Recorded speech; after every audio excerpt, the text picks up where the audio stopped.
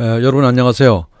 오늘은 치과의료 윤리학, 치과 의사의 역사 관련된 이야기를 해볼 겁니다. 여러분들이 그 여러 가지 과제를 통해서 여러 가지 아이디어를 많이 제시해 주셨고요. 또 질문도 재미있는 질문들이 많이 올라왔어요. 그래서 오늘은 조금 시간이 걸릴지 모르겠는데, 하여간 여러분들 질문을 중심으로 답을 해가는 그런 과정으로 한번 진행해 보겠습니다. 첫 번째 질문입니다. 이런 얘기를 했어요. 한국의 치과에 만연한 양심, 저가라는 용어는 환자에 편향된 것으로 생각할 수 있습니다. 이게 무슨 얘기인가니? 뭐 이런 얘기예요. 그러니까 의료윤리를 우리가 여태까지 환자만을 중심으로 얘기하지 않았느냐 하는 겁니다. 근데 이 학생이 이제 지적하고자 하는 것은 환자와의 관계에서도 중요하지만 의료윤리가 중요하지만 이 치과 내에서의 스텝과의 관계에도 굉장히 중요하지 않느냐 그런 지적을 했어요. 굉장히 타당한 이야기죠. 치과 의사가 사실은 그 원장이 됐을 때 그 직장 내에서 갑의 위치에 있게 되거든요. 환자하고 관계는 뭐 그렇지 않을 수 있습니다만 직장 내의 관계에 있어서는 그런 그 위치에 있기가 쉽습니다. 그래서 스태프들의 희생을 강요한다든가 그들이 원치 않는 것을 하도록 한다든가 하는 그런 문제가 없을 수가 없겠죠. 그래서 이 학생은 그런 것을 지적을 한 거예요. 그래서 우리가 윤리라고 하는 것이 환자하고의 관계만 중요한 것이 아니라 직장 내에서 자기가 함께 일하는 스텝, 대개는 아랫사람이 되겠죠. 그들과의 관계도 더 중요하지 않느냐. 그래서 그들의 희생을 강요하지 않을 수 있는 방법에 대해서 토론해보고 싶다고 그랬거든요. 이거는 그냥 단순하게 문제를 지적하는 것만으로 해결되지는 않죠. 그렇죠? 그래서 그 구체적인 방법을 토론해보자고 그랬는데 사실 저도 뭐 구체적인 안을 제시하기는 어려울 것 같습니다만 일단 이런 문제의식을 가지고 있다는 것 자체만으로도 상당히 큰 발전이 아닌가 그런 생각을 합니다. 그리고 이제 차제에는 이런 문제에 대해서 좀 구체적으로 조직적으로 논의가 될 필요가 있을 것 같긴 합니다. 예컨대 지금 우리가 고용하고 있는 뭐 위생사라든지 조무사라든지 이런 분들이 그 목소리를 높일 필요가 있을 것 같아요.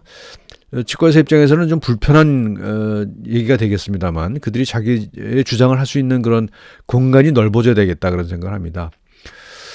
그리고 그것을 치과의사들이 무조건 반대할 것이 아니라 그들이 자기 목소리를 낼 수 있는 그런 공간을 만들어주는 일이 필요하지 않을까 그런 생각을 해요. 그래야 우리가 함께 발전할 수 있는 거거든요. 그들이 무조건적인 어떤 그 을의 위치에서 그 갑이 시키는 일만 해서는 우리 전체적인 발전도 있을 수가 없는 것 아니겠습니까? 그래서 함께 성장할 수 있는 그런 태도가 필요할 것 같고 그런 그 노력이 필요할 것 같습니다. 그래서 그런 자꾸 공론화가 돼야 돼요. 그래서 저도 옛날에 개업할 때 그 동료 치과의사들 만나면 항상 하는 얘기가 요새 불경기라서 어렵다는 얘기하고 그다음에 우리 직원들 말 안 듣는다는 얘기 많이 하거든요. 근데 부리는 입장에서는 그런 얘기를 할 수가 있겠습니다만 좀 더 그 아량을 뭐 베푼다는 것도 아니에요. 그 베푸는 것도 아니고 합리적인 관계를 유지할 필요가 있겠다. 그래서 그들의 요구사항, 그들이 뭘 필요로 하는지 를 사전에 주체적으로 안 한다는 것보다도 서로 소통을 통해서 그런 문제들을 일상적으로 풀어나갈 수 있는 그런 분위기를 만드는 것은 대단히 중요하다라고 생각합니다. 이런 유일한 학생이에요. 이런 문제를 지적한 학생이 대단히 중요한 지적을 했다고 생각을 합니다. 두 번째 주제입니다. 여러 학생들이 이 주제를 얘기를 했는데요. 공공의과대학 설립에 관계된 문제입니다. 그래서 최근에 이제 이 코로나 사태가 진행이 되면서 서울시가 이런 이야기를 했죠. 서울시가 주관이 돼서 공공의과대학을 설립하겠다. 지금 이제 코로나 사태에서 드러난 문제가 뭐냐 하면 우리는 비교적 잘 대응을 하고 있습니다만 공공의료라고 하는 것이 얼마나 중요한가라고 하는 것을 깨닫게 된 거잖아요. 우리 모두가. 근데 지금은 아주 그럭저럭 잘 하고 있습니다만 여전히 이런 문제는 계속 앞으로 닥칠 것이고 그런 문제에 대해서 능동적으로 대처할 필요가 있겠다. 그래서 공공의료 인력을 확보하는 방안으로 공공의과대학을 추진하겠다라는 얘기를 했어요. 서울시가. 그리고 또 한편으로는 또 미국에서 많이 하고 있는 겁니다만 군 내에 의과대학이 있는 경우가 많이 있죠. 군에서 군 의과대학이 있습니다. 지금은 이제 그 군 인력을 민간 의과대학에 파견해서 훈련시키는 그런 방식으로 하고 있긴 합니다만, 많은 나라들에서 군대 내에 의과대학을 설립해서 군인관을 양성하는 그런 경향이 있거든요. 이게 그것도 역시 마찬가지로 공공의과대학이라고 할 수가 있겠습니다. 이거 설립을 추진하겠다 하는데 서울시 의사회는 완고하게 반대 의사를 표현했죠. 근데 전반적으로 여러분들 학생들 입장에서 입장을 쭉 보니까 대체적으로 긍정적인 입장인 것 같아요. 공공의과대학 설립하는 것에 대해서 부정적인 입장은 별로 없는 것 같아요. 그래서 의무적으로, 그러니까 공공의과대학을 졸업한 학생에 대해서는 의무적으로 공공의료 영역에서 근무할 수 있도록 그렇게 이제 의무를 부여하는 거죠. 그래서 그리고 또 한편으로는 치료의학보다는 예방의학이나 의료에 관련된 그런 업무에 종사할 수 있도록 한다는 겁니다. 대단히 저는 개인적인 의견을 말하려고 한다면 굉장히 적극적으로 지지하는 편입니다. 이런 사례는 우리가 이번에 사태를 통해서 의료 선진국이라고 하는 나라들이 저렇게 허망하게 무너지는 걸 보면서 깨닫게 되는 거잖아요. 그러면서 좀 크게 시선을 받지 못했습니다만, 미국 옆에 있는 쿠바라는 나라를 유심히 볼 필요가 있을 것 같습니다. 그 나라는 그야말로 공공의과대학이 있죠. 물론 이제 그 나라의 의사들은 사회경제적 지위가 굉장히 우리보다 낮죠. 사회주의 국가이기 때문에. 그렇지만 의료 서비스에 대한 만족도는 굉장히 높은 거거든요. 의료비가 거의 무료고요. 거의가 아니라 완전히 무료고요. 그다음에 거기 의과대학을 운영을 합니다. 그래서 거기서는 쿠바뿐만 아니라 그 주변 나라들, 베네수엘라 같은 나라들과 계약을 맺어서 학생들을 무료로 교육을 시켜줍니다. 그래서 이제 그리고 이 쿠바는 의사들을 세계 각지로 파견하는 걸로도 유명하잖아요. 그래서 세계에 어떤 재난이 닥쳤을 때 그 재난 지역에 제일 먼저 가는 사람들이 쿠바 출신 의사라고 그래요. 물론 최근 기사를 보게 되면 그런 시스템이 많이 무너지고 있다는 그런 기사를 보기도 합니다만, 어쨌든 간에 공공의과대학, 공공의료를 교육부터 제대로 하고 있는 나라가 아마 쿠바 아닌가 그런 생각이 들어요. 그리고 지금 그동안에는 무슨 이념 대립 때문에 이념 대립 같은 걸 통해서 제대로 평가를 안 했던 경향이 있습니다만, 지금 기사를 보면 최근에는 한국 학생 중에서도 쿠바 의과대학에 진행한 학생 인터뷰를 본 적이 있습니다. 그리고 이제 그런 것들을 이제 많이 이제 알려지게 되면서, 그런 것들이 많이 알려지게 되면서 이제 우리나라에서도 공공의과대학 설립에 대한 여론이 형성되고 있는 걸로 생각을 합니다. 근데 의사회가 반대를 한다고 그러는데, 의사회가 반대를 하면은 그 반대하는 명분이 분명히 해야 되거든요. 그래서 분명히 명분을 내세우고 합리적인 토론을 통해서 해결해야 될 것 아닌가 그런 생각을 합니다. 그래서 무조건 반대한다고 해서 되는 문제는 아니라고 생각하고요. 무조건 반대하는 입장을 표현하는 것은 그건 결국은 대중의 신뢰로부터 점점 멀어지는 거거든요. 사실 솔직히 얘기하면 저는 요번에 코로나 사태에서 의사협회가 보인 태도가 진짜 말도 안 된다고 생각합니다. 대부분의 의사들이 그런 자기를 희생해가면서 그런 열심히 일을 했고, 그리고 그걸 통해서 대중의 신뢰를 상당 부분 확보했다고 생각을 하거든요. 특히 공중보건 의사들 얼마나 고생했습니까? 그런데 그것과 상반되는 그런 입장들을 의사회가 내는 걸 보고서 좀 안타까웠습니다. 이 입장을 낸 학생 중에는요, 탈북자들에 관련된 이야기를 지적하는 학생도 있었어요. 그러니까 공공의료에 해당한다는 거죠. 탈북자에 관련된 그런 보건의료 서비스가요. 그렇지 않겠습니까? 그 사람들은 어떤 사적 의료 서비스에 맡겨두기 어려운 그런 상황 아닙니까? 그리고 또 어떤 학생들은 어떤 주장을 했는가 하면 통일에 대비해야 된다. 통일에 대비를 해서도 필요하다. 이런 주장을 했습니다. 그러니까 우리 남한에서만이 문제가 아니라 앞으로 통일이 된다고 했을 때 통일에 대비해야 한다는 측면에서도 북한의 공공의료 체계는 70년대까지만 하더라도 우리보다 훨씬 더 좋았습니다만 지금 거의 다 망가졌잖아요. 그래서 그 망가진 시스템을 우리가 끌어안을 수밖에 없는 거 아니겠어요?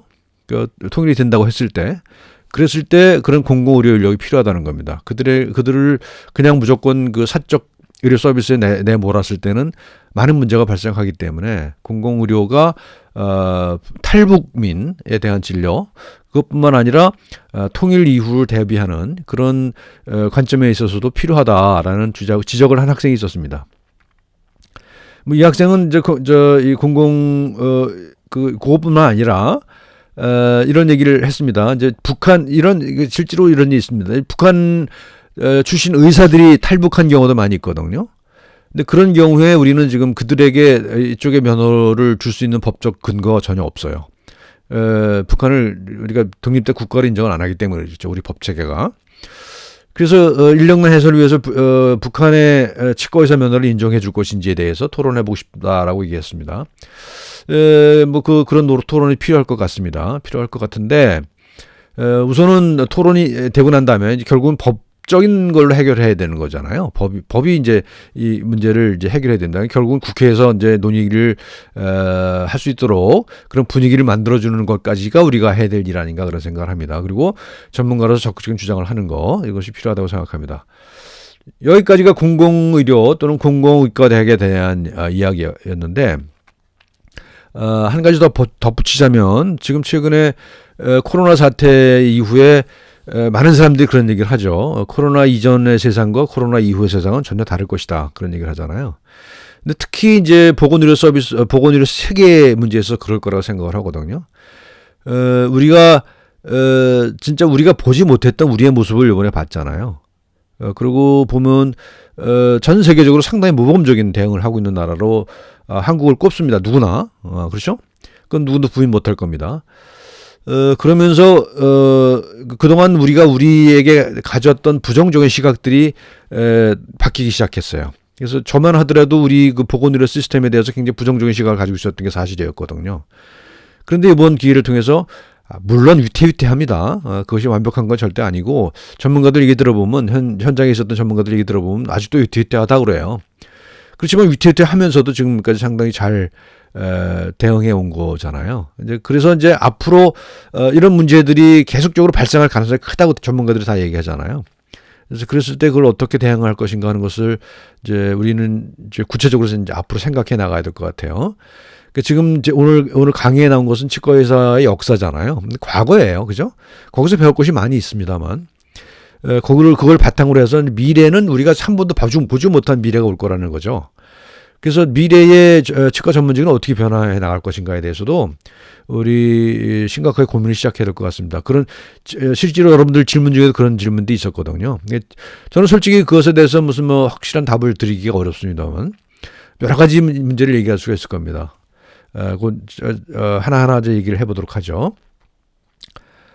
자, 그 다음에요. 이런 학생이 있었습니다. 실리콘 지문으로 가짜 지문을 만들어서 출퇴근부를 조작한 군의관 얘기가 나왔어요. 이거는 진짜 기본적으로 우리 전문성을 악용한 사례죠. 실리콘 임프레션을 떠갖고, 그죠? 지문을 임프레션 떠갖고, 이거 어디 무슨 그 영화에만 나오는 건지 알았는데, 실제로 그렇게 한 모양이에요. 가능하겠죠? 가능할 것 같아요. 상식으로 생각해도. 우리가 임프레션 해갖고 아주 정교하게 떠서 그거를, 인식시키면 인식 못할 이유가 없잖아요. 그래서 가짜 지문으로 출퇴근 기록을 조작하는, 게 있단 말이죠. 그래서 벌금형을 받았답니다. 치과 군의관이. 이런 일이 일어나지 않도록, 어떤 교육을 실시해야 할까? 글쎄요, 이거 교육을 실시한다고 될 것 같지는 않고요.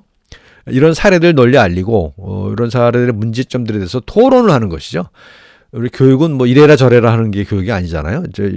제가 지금 윤리학 수업을 합니다만, 제가 여러분들한테 이래라 저래라 한다고 해서 여러분들이 그대로 따라 할 것도 아닐 거고요. 그러니까 이런 문제를 공유하고 그런 문제 해결책에 대해서 함께 고민하는 것이 유일한 교육 방법이 아닌가 그런 생각을 합니다.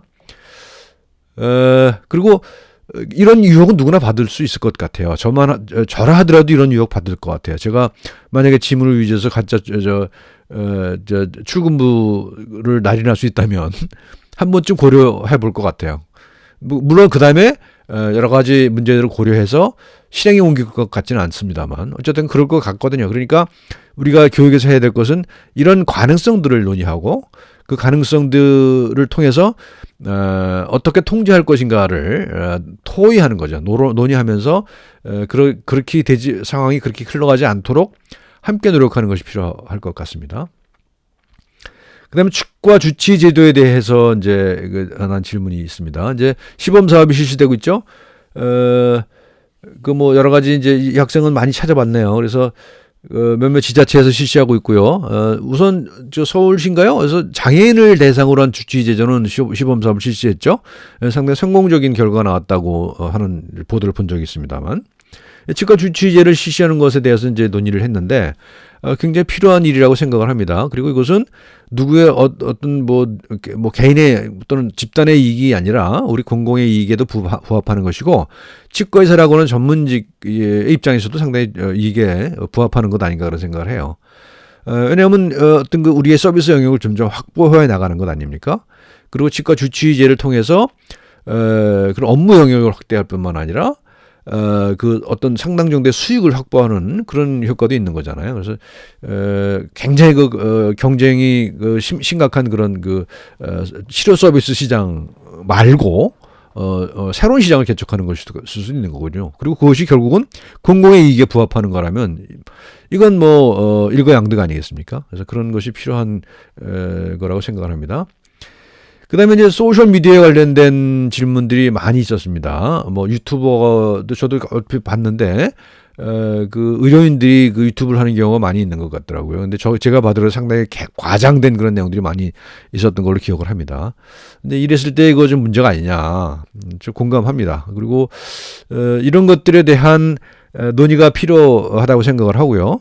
또 그런 것은 결국은 이제 뭐 개인에게 맡겨서 될 문제는 아니라고 생각해요. 우리가 치과 전문직이라고 하면 전문직이라고 하는 것에 합당한 그런 그 노력을 해야 된다고 보는 거죠. 그래서 가장 바람직하기로는 치과 전문직 그러니까 협회가 이제 하면 좋겠죠. 협회가 나서서 이런 것들에 대한 가이드라인을 만들 필요가 있을 것 같습니다. 그리고 가이드라인을 만들어서 이런 선은 넘지 말아달라라고 하는. 왜냐하면 우리가 일반적으로 받아들이는 그런 치료 수식이 있잖아요. 그래서 이거 미국 같은 경우는 이제 ADA가 그런 걸 매년 발행하죠. Accepted Dental Therapeutics. 일반적으로 받아들이는 치료법에 이런 것이 있습니다라고 이제 해서 발간해냅니다. 그러니까 그거는 강요하지는 않지만 그 대체적인 아웃라인은 그 한계를 제한해 주는 거거든요. 이러한 것은 우리가 해도 좋지만 이걸 벗어나는 건 좀 고려해 보자 뭐 이런 거예요. 그걸 아주 규제한다는 게 아니라 이런 건 좀 곤란하지 않을까? 뭐 이런 의문을 제시하는 정도요. 그런 정도의 가이드라인을 주는 건 필요할 것 같습니다. 그리고 한 발 더 나가면 그것에 대해서 어떤 구체적인 심의를 하는 것도 필요할 것 같습니다. 지금 의료 광고 심의가 있잖아요. 의료 광고 심의하듯이 그런 정보에 대한 것도 그 치과의사 협회 또는 더 바람직하기로는 의사협회뿐만 아니라 치과의사협회뿐만 아니라 공익 요원이 참여하는 그런 그 중립적인 그런 그 심의기관, 그런 기관에서 이런 것들을 심의하는 그런 것도 필요하다고 생각합니다. 지금 세계 여러 가지 분야에서 이런 그 뭐랄까 자율적인 통제 이런 기구 시스템들이 만들어지고 있는 거거든요. 이것은 우리도 만들어 나가야 될 거라고 생각합니다. 그래서 치과의사 협회가 치과의사의 단기적 이익에만 봉사하는 것이 아니라 이건 결국 이익에도 부합되는 얘기입니다만 좀 장기적인 이익인 거죠. 단기적인 이익에만 불을 밝혀서는 안 되겠다. 그래서 좀 넓게 시간을 넓게 앞으로 내다보면서 어떤 정책들을 시행하는 것이 필요하다 그런 생각을 합니다. 1인 방송 얘기를 한 학생들이 굉장히 많았습니다. 신뢰성과 정확성에 대한 규제와 법제가 마련되어야 하지 않는가 그랬어요. 근데 이제 이거는 하나 지적하고 싶어요. 여러분들 항상 뭐 하면 법에 대해서 얘기를 하거든요. 법, 규제, 법 이렇게 얘기하거든요. 그래서 결국은 뭐 이런 것들은 그런 법이 만들어져야 해결될 거라고 이렇게 생각하는 경향이 있습니다. 그래서 저는 법이 문제를 모두 해결하지는 않는다라는 얘기를 하고 싶어요. 그러니까 지금 말씀드린 것처럼 우리가 자율적으로 그런 것들에 대해서 어떤 그 아주 커다란 범위에서 아주 좁게 규정은 안 한다 하더라도 큰 범위에서 그런 어떤 컨센서스를 만들어가는 것이 필요한 거죠. 법이라고 하는 것은 그 후에 만들어지는 거 아니겠습니까? 그래서 그 규제만이 능사는 아니죠. 그래서 우리가 자율이나 타율이나 뭐 이런 거가 아니라 어떤 문제를 인지하는 것부터 시작하는 겁니다. 윤리라는 것은 문제를 인지하는 것, 내가 문제의식을 느끼는 것, 그 다음에 그 문제가 공유되는 것, 거기서 시작하는 거죠. 그래서 지금 얘기한 것처럼 1인 미디어의 문제가 지금 많은 학생들이 지적을 했잖아요. 그럼 이제 시작이에요, 이제는. 지금 시작이고 그것이 이제 문제가 생기겠죠. 이런저런 문제가 생기겠죠. 계속 앞으로. 그렇죠? 그럼 그런 문제에 대해서 해결책을 모색해 나가는 것이 이제 윤리적인 해결책이라고 생각을 해요. 그리고 최종적으로 이제 거기에 대한 합의가 이루어질 쯤 해서 이제 규제를 하고 법제를 만드는 것 아니겠습니까? 그런 거라고 생각합니다. 그 다음 학생요. 청진기가 사라진다라는 책 이야기를 했습니다. 좋은 책입니다. 여러분들 꼭 읽어보기를 좀 권하고 싶어요. 왜냐하면 우리 미래에 대한 거거든요. 우리 미래의 의학이 어떻게 갈 것인가 하는 거예요. 지금 그 최근에 그 코로나 사태 이후에 이제 그 비대면 진료 정부는 그렇게 얘기하고 반대하는 쪽에서 원격 진료라고 얘기하죠. 그것에 대해서 논쟁이 많이 있죠. 그 논쟁이 필요한 논쟁이라고 생각합니다. 필요한 논쟁인데 저는 한 가지만 지적하고 싶어요. 저도 사실은 원격 진료에 대해서 상당히 많은 문제점이 있다고 생각하는 사람 중에 한 사람이지만 그것이 고정된 입장이 돼서는 안 된다고 생각합니다. 절대 안 돼. 원격 진료 절대 안 돼. 이거는 뭐 우리가 막아야 돼. 뭐 이런 투쟁적인 자세를 가져서는 안 된다고 생각을 해요. 왜냐하면 우리가 무시할 수 없는 추세가 돼 버렸거든요, 이미. 그렇잖아요? 지금 그 대표적인 사례를 하나 얘기해 볼까요? 여러분들 애플워치 있잖아요. 애플워치에 그 신전도 기능이 들어가 있잖아요. 근데 한국에서는 그걸 못 쓰거든요. 의료법 때문에 그래요. 이게 원격 진료에 해당한다고 보기 때문에 그걸 못 하고 있단 말입니다. 그가 무조건 좋다는 얘기는 아니에요. 그것도 한정 문제가 많아요. 그죠? 그 EKG를 그 심전도를 찍어서 모니터링 한다고 해서 그것이 무조건 잘못 읽혀질 가능성도 있는 것이고요. 잘못된 정보를 줄 수도 있는 거예요. 그래서 그런 여러 가지 문제가 있습니다만 저는 이제 심전도를 해보지는 않았습니다. 스마트워치를 통해서 무슨 이런 심박수 같은 걸 체크를 계속 해 나가잖아요. 상당히 도움이 된다고 생각해요, 저는요. 그래서 내 활동, 내 활동에 대한 어떤 가이드라는 일정 정도의 뭐 아주 자세한 건 아닙니다만 제가 이제 심박수를 보고서 내가 운동 좀 했네, 뿌듯해하기도 하고 좀 더 해야겠네, 이런 동기가 부여가 되기도 한단 말이죠. 심전도 같은 걸 한다 그러면 특히 심장병 있는 사람들 같은 경우에는 자기 행동을 조절하는 그런 가이드라인을 참지 못할 이유가 없지 않을까요? 그 몇 가지 이제 문제점들을 보완해야 되겠습니다.만 그래서 그런 정도의 그것도 원격 진료라고 얘기를 할 수 있는 건 아니지 않나요? 그러니까 직접 원격으로 뭐 진찰을 하고 처방을 하고 하는 거가 이제 원격 진료겠죠. 그래서 이것도 이제 합리적인 토론을 시작해야 한다고 봅니다. 무조건적으로 반대한다든가 무조건적으로 밀어붙인다든가 이런 거는 문제가 있는 거죠. 그래서 원격 진료에 대해서도 우리는 좀 긍정적인 자세를 가져야 될 것 같고 이런 지적을 한 학생들 꽤 있었습니다. 근데 이제 저는 솔직히 치과에서 원격 진료가 어떻게 가능할지 그건 잘 모르겠어요. 근데 원격 진료가 가능한 것이 아니라 원격 진단은 가능할지 몰라요. 치료 행위는 뭐 거의 불가능하다고 보고요. 치과 같은 경우에. 근데 원격으로 진단하는 건 가능하지 않을까요? 예를 들면 그 디지털 정보가 있잖아요. 우리가 뭐 엑스레이를 찍는다든지 또는 구강 내 사진을 찍어서 보낸다든지 뭐 또는 뭐 그걸 어떤 방식으로 디지털화해서 구강 내 그 상태에 대한 정보를 전송할 수 있잖아요. 그러면은 그거를 한 사람이 아닌 여러 명이 전문가가 모인 상태에서 그걸 판정해 줄 수 있다고 저는 생각해요. 그래서 저는 개인적으로는 그런 생각을 가지고 있어요. 뭐 저 대학원 정도로 그런 논의를 했습니다만 이것이 앞으로 우리가 치과에서 문제가 되고 있는 과잉진료 문제를 해결할 하나의 방편일 수도 있겠다, 그런 생각을 합니다. 왜냐하면 환자들이 이제 사전에 이제 진찰을 받는 거 원격으로 사진을 찍어 보내고 뭐 자기가 가지고 있는 자료를 찍어서 보내서 이것이 치료 계획을 대체적으로만 좀 어떤 치료 계획을 채울 수 있을지에 대해서 전문가의 의견을 들어보는 거죠. 전문가의 의견을 들어보고 그다음에 이제 치과에 방문해서 치료는 거기 가서 받는 거죠. 그렇게 되면 어느 대체적인 그런 가이드라인은 나올 거 아니겠어요? 전문가들이 엉뚱한 얘기는 하지 않을 거고요. 그것만 하는 사람이, 그 사람이 그걸 통해서 그 진찰을 해서 진단을 해서 그 진단한 치료 계획을 따라서 그 치료를 한다고 하면 자기 이익이 개재되잖아요, 그 안에. 내가 이런 치료 계획을 세울 때 나한테 이익이 되니까 그쪽으로 편향되게 마련이거든요. 근데 치료를 하지 않는 그런 전문가가 진단을 해준다 그러면 그 과잉 진료를 상당 부분 그 예방할 수 있지 않을까? 뭐 그런 생각을 하는 겁니다.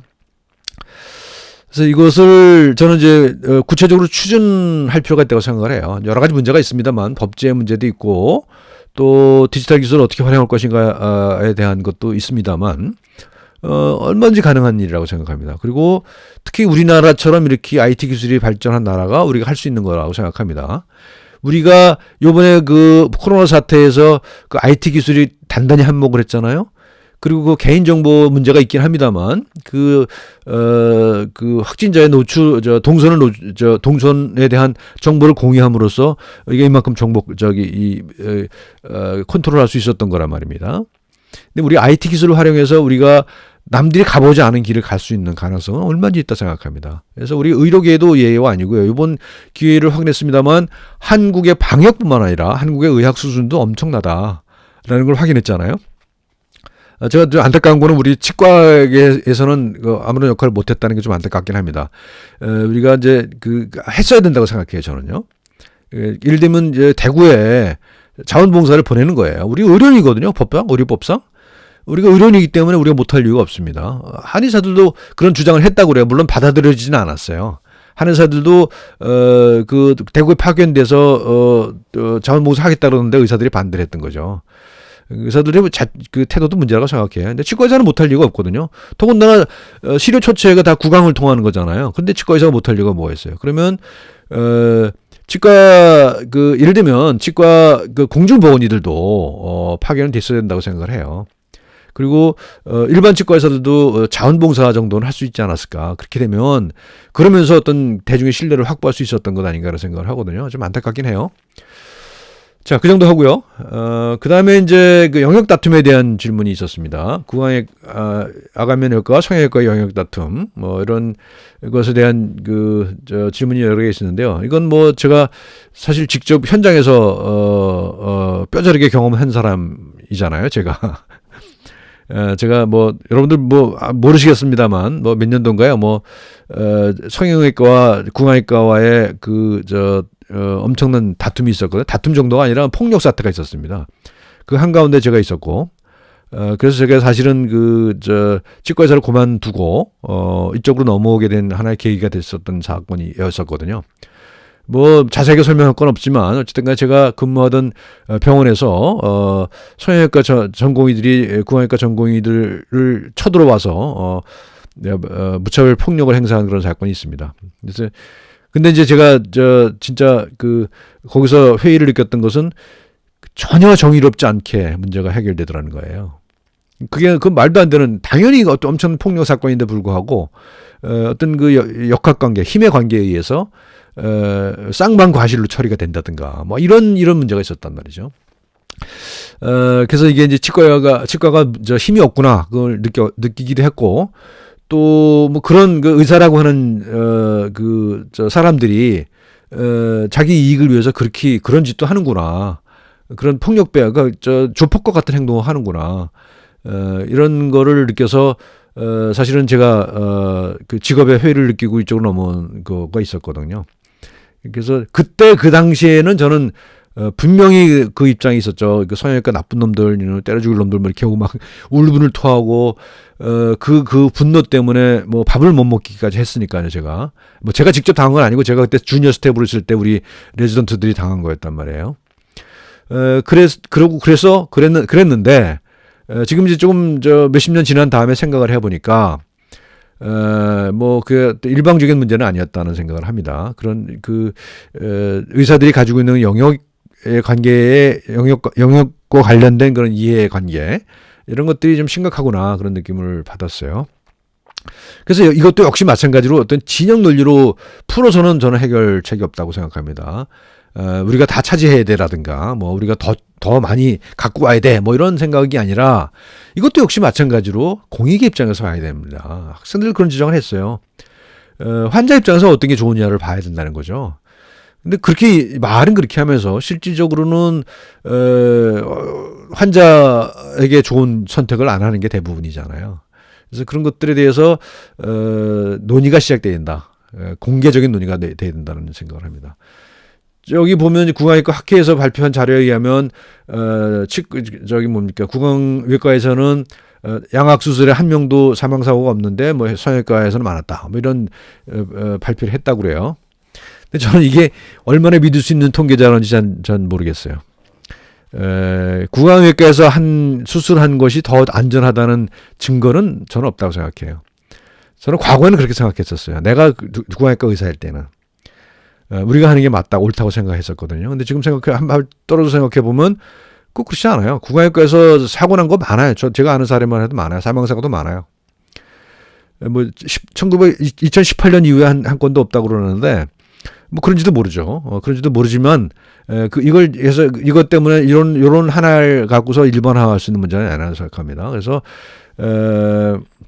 그래서 뭐 여러 가지 얘기를 했어요. 뭐 의과대학에서는 이런 과정을 거치는 것이 없음에도 불구하고 뭐 그런 얘기를 해요. 그러니까 이 학생 주장은 구강외과가 해야 된다는 주장인 것 같아요. 근데 저는 구강외과 출신입니다만 100% 동의는 못 하겠어요. 뭐 큰 차이가 없을 것 같아요. 성형외과가 하는 것과 구강외과가 하는 것과 뭐 물론 이제 뭐 명분이 있습니다. 구강외과 의사가 뭐 교합의 전문가다. 뭐 그러니까 더 잘만 한다. 뭐 이런 주장은 할 수 있어요. 주장은 할 수 있지만 그럼 그게 어떤 그 경험적인 데이터로 증거를 확보하고 있느냐에 대해서는 얘기할 수 없는 거죠. 그래서 이 문제는 저는 이제 그렇게 생각해요. 별 수 없다. 양쪽에서 다 같이 한다. 할 수밖에 없다. 성형외과도 하고 구강외과도 하고 그래서 결국은 성적으로 평가받는 것 아니냐 그렇게 생각을 합니다. 그럴 수밖에 없는 것 같습니다. 그래서 이 학생은 의과와 치과가 분리된 게 공중의 이익에 부합하느냐 그런 질문을 던졌어요. 저는 솔직히 말하면 잘 모르겠어요. 저도 이게 진짜 공중의 이익에 부합하는 건지. 근데 지금까지 해온 걸 보면은 그런 치과의 수요가 많았기 때문에 전문적으로 독립해서 발달된 것이 충분히 긍정적인 기능을 해왔다는 것은 인정해야 될 것 같습니다. 긍정적인 요소가 부정적인 요소보다 더 크지 않나 그런 생각을 합니다.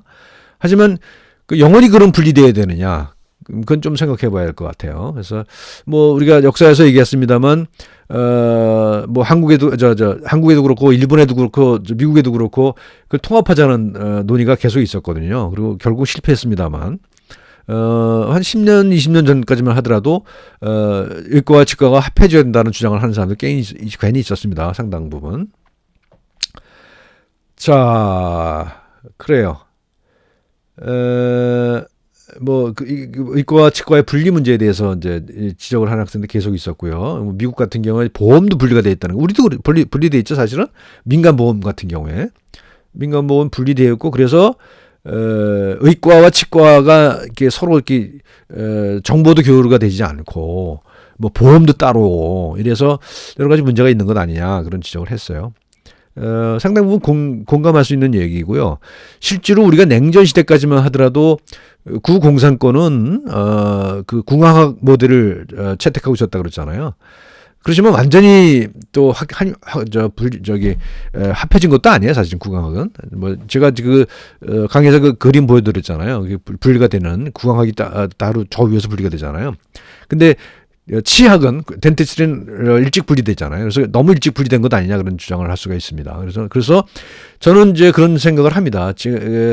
그 분리는 뭐 분리가 돼서 가는 건 어쩔 수 없이 현실이니까 가되 우리가 의과에 뿌리를 두고 있다는 사실을 잊어서는 안 되겠다는 생각을 해요. 그래서 많은 사람들이 독립적인 그런 정체성을 확립해야 된다고 주장하는 분들이 많이 있는데 저는 그렇게 거기에 동의하지는 않습니다. 우리는 분명히 의과에 뿌리를 두고 있습니다. 그래서 의학에 뿌리를 두고 있기 때문에 의학적 기초 지식으로도 벗어나지 못하잖아요. 우리 해부학생리학 하잖아요. 양리학하고요. 그렇죠? 그 뭐예요? 뿌리가 다 거기 있는 거예요. 그래서 의과로부터 완전 분리 독립은 그건 불가능하다고 생각합니다. 그리고 바람직하지도 않다고 생각합니다. 그래서 저는 치의학에서 의학적인 요소, 일반 의학적인 요소가 상당히 많이 도입된다고 생각을 하는 편이고요.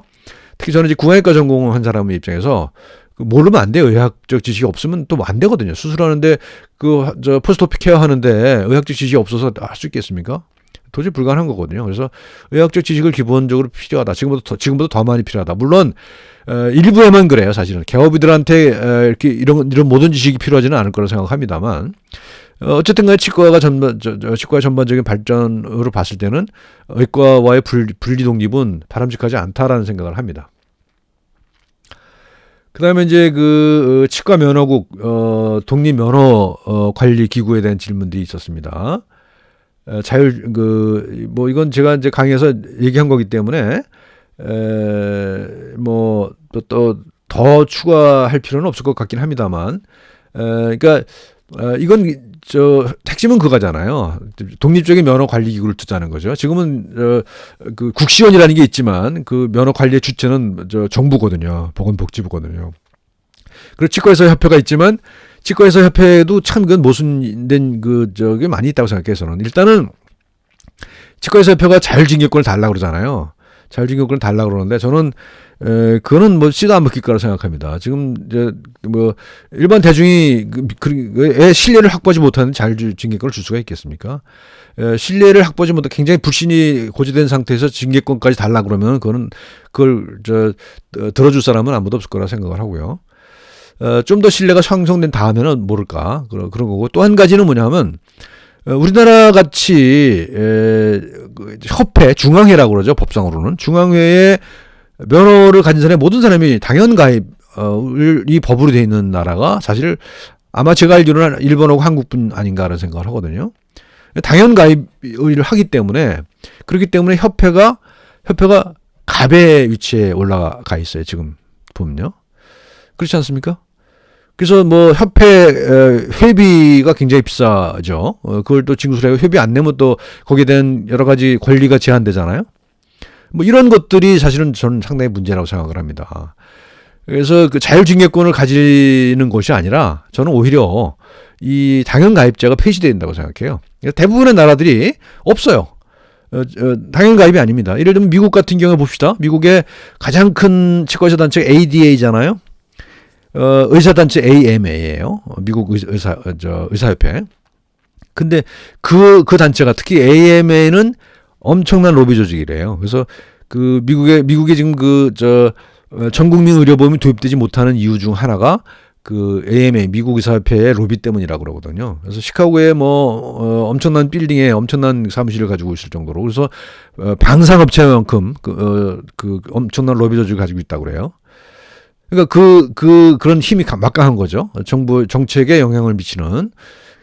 그런데 재밌는 건 뭐냐면요. AMA의 조직률, 그러니까 거기 회원들이 전체 의사 면허를 가진 사람 중에 한 절반 정도밖에 없다는 거예요. 가입 안 했다는 거예요. 그러니까 이건 임의기구예요. 법정기구가 아니라 임의기구입니다. 그것뿐만 아니라 그 AMA 말고 다른 의사 조직들이 많이 있거든요. 우리가 강의에서 나왔나요? 아메리칸 칼리지 오브 피지션스 뭐 이런 게 있고, 치과 같은 경우에 아메리칸 칼리지 오브 덴티스트가 있고요. 그러니까 ADA 말고 ACD가 있어요. 또 그러니까 그거는 AMA나 ADA 같은 경우는 중간에서 그 중간적인 입장을 가지고 있는 조직이고요. 그다음에 아메리칸 칼리지 오브 덴티스트 ACD 같은 경우는 조금 더 윤리적인 그 강조를 많이 하는 쪽이고요. 또 한편에 뭐가 있냐면 노조가 있죠. 의사노조가 있어요. 여기는 자기 이익을 찾기 위해서 노력하는 그런 사문화되어 있는 조직이거든요. 그러니까 다양성이 존재해요. 근데 우리나라는 다양성이 없습니다. 그냥 의사협회, 치과의사협회, 한의사협회. 그래서 거기가 모든 이게 장악하고 있기 때문에, 뭐 장악이라고까지는 아니죠. 그러니까 거기 뭐 법정 권한이 많지가 않기 때문에 자율징계권도 없고, 하지만 상당 부분 권리를 가지고 있죠. 예를 들면 뭐 보수교육을 하는 데 있어서 협회의 승인을 받지 않으면 교육자나 뭐 어떤 교육 인정이 안 된다든가 뭐 이런 문제가 있단 말이죠. 그래서 저는 이것도 좀 다양성을 열어놔서 당연가입이 폐지되는 것이 바람직하다고 생각합니다. 그래서 다양한 조직들을 만들 수 있는 거죠. 치과의사들도 나는 이런 거 할래, 우리는 이런 거 할래. 그래서 여러 개의 조직들이 만들어져서 서로 이제 다양성 속에서 그런 서로 경쟁하면서 자기 정체성을 확보해가는 과정이 필요하다고 생각해요. 인류적인 조직 가지고서는 이제는 안 되는. 이건 뭐 19세기, 20세기 사회 방식이죠. 인재는 다양성이 존중돼야 되는, 그래야 제대로 되는 거라고 생각을 합니다. 자율중개권은 저는 이거는 무망하다. 자율중개권은 만약에 독립적인 면허관리기구가 생긴다면 거기 그런 권한을 주는 것은 얼마든지 가능합니다. 하지만 지금의 협회가 자율중개권을 갖는다? 이건 말도 안 되는 얘기라고 생각합니다. 그래서 조직적으로 그러니까 이거 법의 문제예요. 굉장히 어려운 문제예요. 쉽지 않습니다. 이 법을 바꾼다는 게 보통 일이 아니거든요. 그렇지만 지금부터라도 그런 논의가 시작돼야 된다는 생각을 합니다. 그다음에 이거는 아까 저 공공의료에 관련된 그런 질문이네요. 그 의료인 지방 쿼터제를 도입하는 게 어떠냐. 이런 얘기를 했어요. 그리고 여기 이제 이 학생은 이제 강원대 의전원 얘기를 했는데, 졸업 후에 지역에 이바지할 계획을 적으라는 항목이 있대요. 입학할 때. 이것도 필요한 일이라고 저는 생각을 해요. 우리 학교만 하더라도 졸업하고 이 지역에서 뭐 개업을 하거나 하지는 않잖아요. 되게 외부로 나가는 학생들이 많이 있죠. 뭐 그게 지금 저 전 국토가 일일 생활권인데 얼마나 의미가 있느냐 이런 얘기를 할 수도 있겠습니다만, 뭐 지역 나름대로 이제 지방자치가 된 상황이니까요. 지역 나름대로 지방 정부가 그런 인센티브를 만들 필요는 있지 않나. 그래서 만약에 우리 지역에서 개업을 한다면 우리가 이 학생이 지적한 것처럼 개원 비용 일부를 지원하겠다라든가 뭐 이런 정책을 만들 수 있을 것 같아요. 그래서 우리 지역에 아주 훌륭한 의사를 유치하겠다, 이런 정책은 얼마든지 가능한 거라고 생각합니다. 이 학생은 이제 의료 서비스 차등화에 대한 얘기를 했습니다. 그래서 명품 치과, 지난 시간에도 한번 나왔던 것 같은데요. 명품 치과, 그러니까 난 더 많은 돈을 주더라도 더 좋은 치료를 받고 싶다. 그런 것이 뭐가 나쁘냐, 이런 얘기를 할 수도 있어요. 이런 걸 토론해보자라고 얘기했거든요. 제가 지난번에 얘기를 했습니다.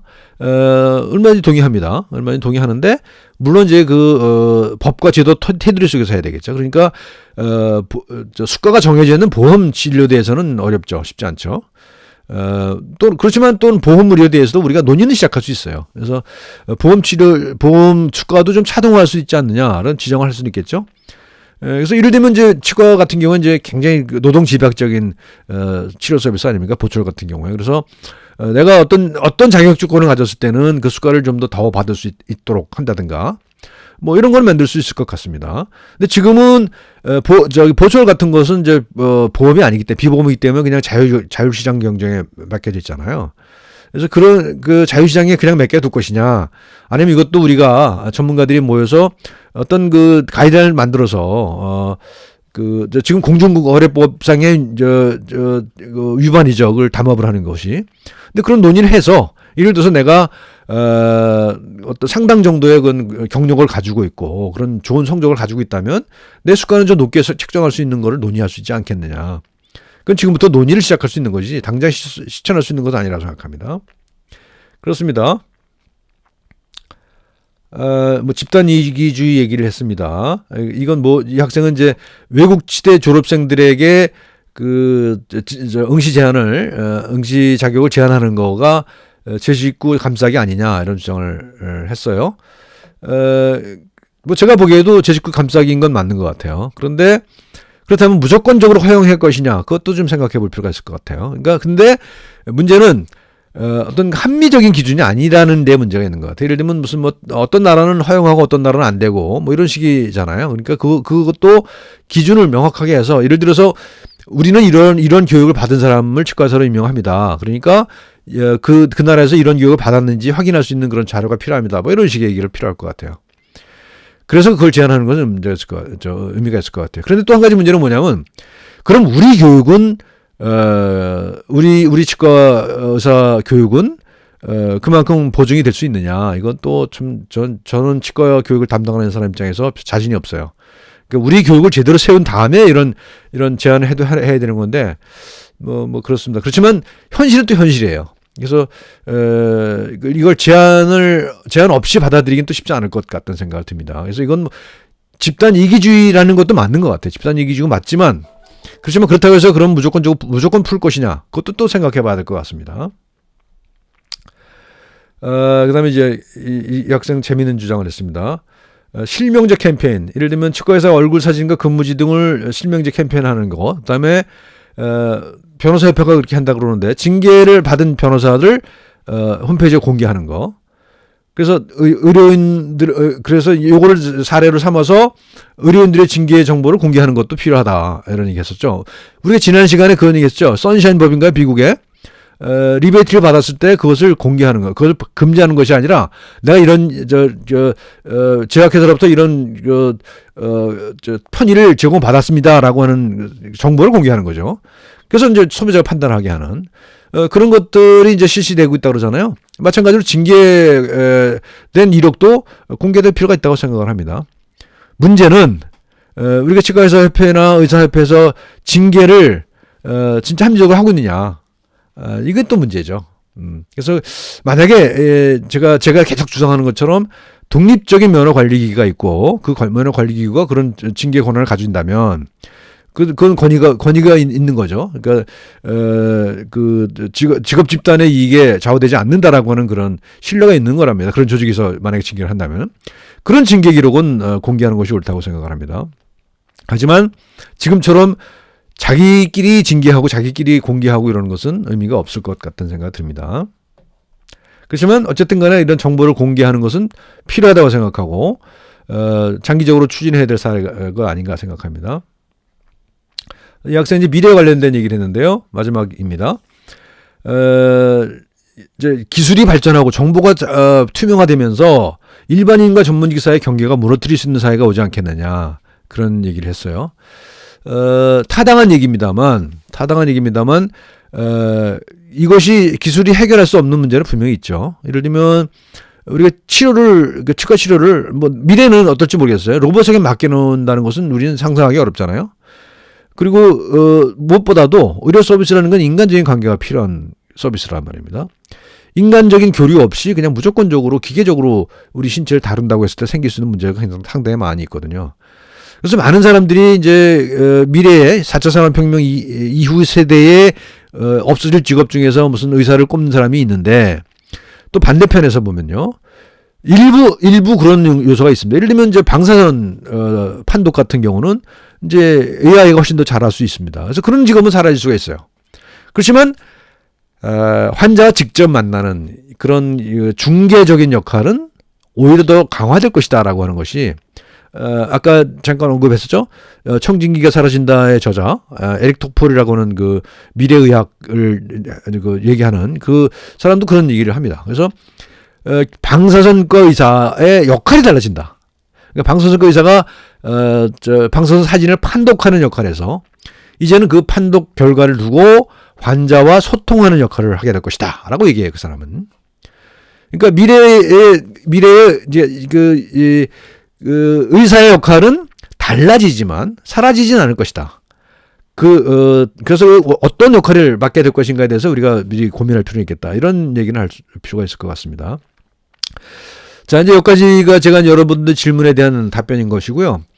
또 한 가지 덧붙이자면, 지금 제가 그 강의 동영상을 만든 게 좀 몇 년 됐어요. 그래서 좀 최근의 상황을 반영하지 않은 내용을 볼 수가 있는데요. 지금 말씀드린 것처럼 미래는 전문직의 위상이 달라질 것이다라는 얘기를 덧붙이고 싶어요.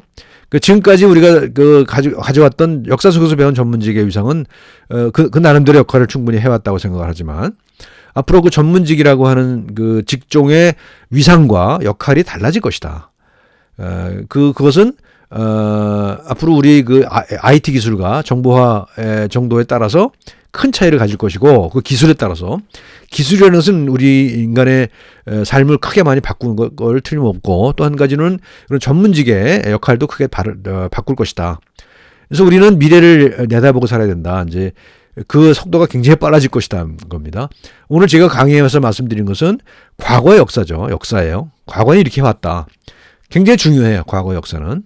그렇지만 미래가 똑같지는 않을 것이다라는 것을 또 동시에 강조해야 될 것 같습니다. 자, 오늘 여기까지 하겠습니다. 고맙습니다.